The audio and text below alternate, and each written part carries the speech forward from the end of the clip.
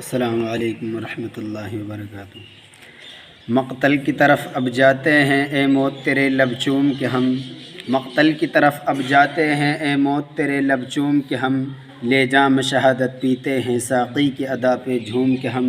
ہم شمع عقی کے پروانے شعلوں سے محبت کرتے ہیں، ہم شمع عقی کے پروانے شعلوں سے محبت کرتے ہیں، اے جیست ہماری راہوں سے ہٹ ہم موت کی عزت کرتے ہیں۔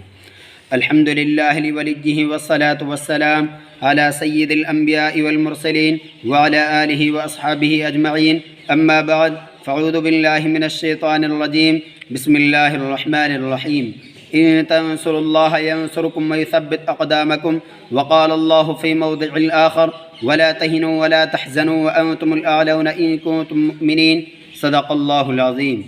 جب گلستہ کو کھوں کی ضرورت پڑی تو سب سے پہلے ہی گردن ہماری کٹی، اب کہتے ہیں ہم سے یہ اہل چمن، یہ چمن ہے ہمارا تمہارا نہیں۔ ملت اسلامیہ کے پاسبانوں، آج میں آپ حضرات کے سامنے ہندوستان کے مسلمانوں پر ہونے والے سیاسی ظلم ستم، دین و اسلام کو جڑ سے ختم کرنے کی ناپاک اور نہایت گھناؤنی سازش و کوشش کے موضوع پر کچھ عرض کرنا چاہتا ہوں۔ امید ہے کہ آپ لوگ بغور سماعت فرمائیں۔ وہ ہندوستان جس کی حریت کے باغ کو مسلمانوں نے اپنے خون و جگر سے سینچا تھا، وہ ہندوستان جس کی آزادی کے خاطر بے حد آشنا ساحل میں کود پڑے تھے اور موجوں سے کھیلتے ہوئے مجدھار تک جا پہنچے تھے، بے پناہ قربانی کا دریا اس پر پروان چڑھایا تھا، آج اسی ہندوستان میں مسلمانوں پر طرح طرح کی اذیتیں و تکلیفیں پہنچائی جا رہی ہیں۔ مسلمانوں کے قلوب سے اسلام کی محبت کو ختم کرنے کی نہایت ہی گھناؤنی اور ناپاک سازشیں ہو رہی ہیں۔ اس میں شک و شبہ نہیں کہ دنیا میں حق و باطل کا تصادم روز ازلی سے جاری ہے۔ ظالم و جابر طاقت و کمزوری کی کہانیاں بہت ہی قدیم ہے۔ خرمن انسانیت میں کئی بار بجلیاں گری ہے، باغ آدم میں کئی آندھی آئی ہیں، وحشیت و بربریت نے بارہ انسانیت کا منہ نوچا ہے اور حیوانیت کا ننگا ناچ کیا ہے۔ اس میں شک و شبہ نہیں کہ ہم پر مصائب کے پہاڑ ٹوٹ رہے ہیں، ہم مظلوم بے قصوروں کا ان فرقہ پرستوں نے ظلم و ستم کا نشانہ بنایا ہوا ہے، ہماری ماں و بہنوں کی عزت آبرو لوٹی جا رہی ہیں۔ برادران ملت، یوں تو ہندوستان میں کسی بھی دور میں مسلمانوں کا کوئی حامی نہیں تھا، لیکن جب سے ان فرقہ پرستوں نے ہندوستان میں جنم لیا ہے اس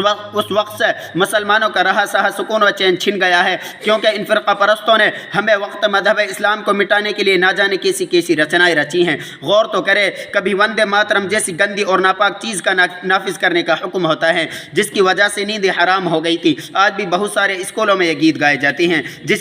جس میں سراسر کفر بھرا ہوا ہے، جس گیت کو ایک بار پڑھنے سے انسان خارج اسلام ہو جاتا ہے، جس گیت کو ایک بار پڑھنے سے مسلمان نہیں رہتا۔ آج وہی گیت ہندوستان کے مدارس و مکاتب میں بچوں کو پڑھنے پر مجبور کیا جا رہا ہے۔ آج ہندوستان میں مدارس و مکاتب کو ختم کرنے کی کوششیں کی جا رہی ہیں، ہندوستان کے مدارس و مکاتب کو دہشت گردی کا اڈہ قرار دیا جا رہا ہے، اور یہ الزام لگایا جا رہا ہے کہ جتنے بھی فسادات ہو رہے ہیں ان کے پیش و لیڈر یہ ملا ہیں، پہلے ان کو ختم کیا جائے۔ اور اس کی آسان صورت یہ نکالی گئی کہ اب مسلمان کسی بھی مدارس و مکاتب کو نہیں بنا سکتے، لیکن شاید انہیں معلوم نہیں کہ جب تک مسلمانوں کی سانسیں چلتی رہیں گی اس وقت تک دین و اسلام پر، مساجد و مکاتب پر کسی بھی طرح کی آنچ نہ آنے دیں گے۔ ہم تمہاری دھمکیوں سے خوف کھا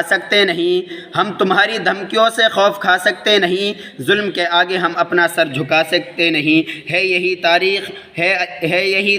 ہے یہی اپنا فلسفہ، ہم زمانے میں دبانے سے ابھرتے ہیں صدا۔ عزیزان گرامی، اگر وطن ہماری جان مانگے تو جان دیں گے، اگر وطن ہمارا مال مانگے تو مال دیں گے، اگر وطن ہماری اولاد مانگے تو اولاد دیں گے، اگر وطن ہمارا تن من دھن مانگے تو سب کچھ دیں گے، لیکن یہ نہیں ہو سکتا کہ مسلمان نبی کریم صلی اللہ علیہ وسلم کی جاہ و جلال دے، یہ نہیں ہو سکتا کہ مسلمان آخرت کو چھوڑ کر دنیا کو ترجیح دیں۔ آپ حضرات کو تاریخ یاد ہوگی، جب انگریزوں کی ظلم و زیادتی حد سے آگے بڑھی تو انہوں نے اسلامی قلعے کو مسمار کر کے اس پر تسلیث کی عقیدے کی بنیاد رکھنا چاہا تھا، تو سب سے پہلے حضرت شاہ عبدالعزیز علیہ الرحمہ میدان جہاد میں بے جھجک کود پڑتے ہیں اور افضل الجہاد کلمۃ حق عند سلطان جائر کے جذبہ پیکرائے سے سرشار ہو کر ہندوستان کو دار الحرب ہونے کا فتویٰ دیا اور انگریزوں کے خلاف محض جنگ قائم کیا، اور اس بات